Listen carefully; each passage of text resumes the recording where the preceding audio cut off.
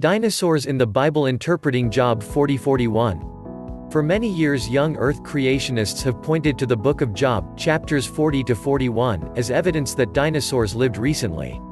In order to set the record straight, let's examine this passage of scripture, and see what the possibilities are. I may surprise a few old Earth creationists by my conclusions with this one. First, let's read the portion of Job 40 that is in question, in the King James Version. Job chapter 40 verses 15 to 24. Behemoth. 15 Behold now Behemoth, which I made with thee, he eateth grass as an ox. 16 Lo now, his strength is in his loins, and his force is in the navel of his belly. 17 He moveth his tail like a cedar, the sinews of his stones are wrapped together. 18 His bones are as strong pieces of brass, his bones are like bars of iron. 19 He is the chief of the ways of God, he that made him can make his sword to approach unto him. 20 Surely the mountains bring him forth food, where all the beasts of the field play. 21 He leeth under the shady trees, in the covert of the reed, and fens. 22 The shady trees cover him with their shadow, the willows of the brook compass him about. 23 Behold, he drinketh up a river, and hasteth not, he trusteth that he can draw up Jordan into his mouth. 24 He taketh it with his eyes, his nose pierceth through snares. What are the possible interpretations for this passage? There are two mainstream interpretations for this passage. I will give two other possibilities later in the article. Interpretation number 1. First, Behemoth represents a dinosaur. This is the view of the young Earth theorists. They claim that moveth his tail like a cedar is referring to a sauropod dinosaur. A sauropod is a plant-eating dinosaur, such as Apatosaurus, Diplodocus, etc. However, it is not without problems. I see three problems with this interpretation. First, while most of the passage could be attributed to a sauropod, verse 23, in which he drinketh up a river, does not sound like a sauropod. The New American Standard Version states, if a river rages, he is not alarmed, he is confident, though the Jordan rushes to his mouth. Given the smallness of the sauropod's mouth, this is unlikely. The second problem with the sauropod interpretation is verse 21. The KJV is good, but a more literal translation is better here. The NASB says, under the lotus plants he lies down, the willows, reeds, of the brook surround him. It is difficult to imagine the Argentinosaurus, at 100 feet long, and a height of 70 feet when standing, sitting, probably 20 feet, resting under the limbs of a lotus plant, or tree, nor would he be able to take cover in reeds only a few feet tall. The last problem I see with this interpretation is verse 18. The NASB says, his bones are tubes of bronze, his limbs are like bars of iron. No dinosaur has ever had metal bones. However, these three problems don't prove conclusive enough to claim that Behemoth was not a dinosaur, so the possibility remains that the sauropod interpretation is correct. With that said, there is one final thought to ponder. Since there is no physical evidence, fossils, of dinosaurs that lived in the past 6,000 years, this interpretation cannot possibly be correct. Point 1. Interpretation number 2. Second, many modern scholars interpret Behemoth to be a hippopotamus. This appears to be the most likely explanation. The hippo theory solves the problem with verse 23, and drawing up the Jordan into his mouth. The gaping mouth of the hippo provides adequate credence to this verse. And in verse 21, the hippo can easily rest under shade trees, and hide in the reeds. However, there are two problems with this theory. First, back to verse 17 and the tail like a cedar, this is not at all like the tail of a hippopotamus. Second, the same problem exists with verse 18, and the bronze bones. This interpretation is favored by the old Earth progressive creationist Dr. Hugh Ross, and by well-known Christian apologist Gleason L. Archer. Point 2. You can see from these two interpretations, that neither of them is perfect. Before we give the other two possibilities, let's look at Leviathan, Job chapter 41 verses 1 to 34. 1 Canst thou draw out Leviathan with an hook? Or his tongue with a cord which thou lettest down?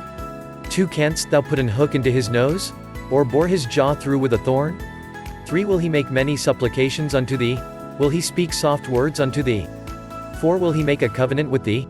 Wilt thou take him for a servant forever? 5 Wilt thou play with him as with a bird? Or wilt thou bind him for thy maidens? 6 Shall the companions make a banquet of him? Shall they part him among the merchants? 7 Canst thou fill his skin with barbed irons? Or his head with fish spears? 8 Lay thine hand upon him, remember the battle, do no more. 9 Behold, the hope of him is in vain, shall not one be cast down even at the sight of him? 10 None is so fierce that dare stir him up, who then is able to stand before me? 11 Who hath prevented me, that I should repay him?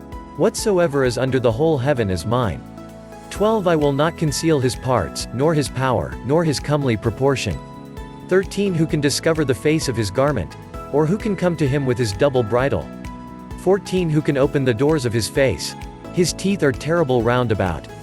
15 His scales are his pride, shut up together as with a close seal. 16 One is so near to another, that no air can come between them.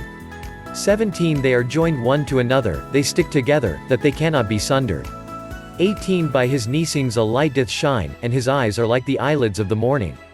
19 Out of his mouth go burning lamps, and sparks of fire leap out. 20 Out of his nostrils goeth smoke, as out of a seething pot or cauldron. 21 His breath kindleth coals, and a flame goeth out of his mouth. 22 In his neck remaineth strength, and sorrow is turned into joy before him. 23 The flakes of his flesh are joined together, they are firm in themselves, they cannot be moved. 24 His heart is as firm as a stone, yea, as hard as a piece of the nether millstone. 25 When he raiseth up himself, the mighty are afraid, by reason of breakings they purify themselves. 26 The sword of him that layeth at him cannot hold, the spear, the dart, nor the habergeon. 27 He esteemeth iron as straw, and brass as rotten wood. 28 The arrow cannot make him flee, slingstones are turned with him into stubble. 29 Darts are counted as stubble, he laugheth at the shaking of a spear. 30 Sharp stones are under him, he spreadeth sharp-pointed things upon the mire. 31 He maketh the deep to boil like a pot, he maketh the sea like a pot of ointment. 32 He maketh a path to shine after him, one would think the deep to be hoary. 33 Upon earth there is not his like, who is made without fear. 34 He beholdeth all high things, he is a king over all the children of pride. As before, there are two main theories concerning Leviathan. Interpretation number 1. First, according to some young Earth believers, Leviathan is one of the sea dinosaurs.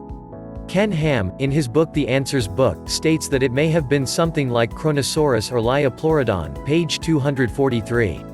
The Institute for Creation Research calls Leviathan a dragon, and equates it to other passages in Isaiah and Revelation. Point 3. What are the problems with this interpretation? First, verses 19 to 21 describe Leviathan as breathing fire like a dragon. There are no known dinosaurs, sea-going or otherwise, that had the ability to breathe fire. Using this interpretation, it is not possible to take this passage literally. In addition, verse 31 says he makes the deep to boil like a pot. Is he so hot from breathing fire that he evaporates the water around him? No dinosaurs had this capability.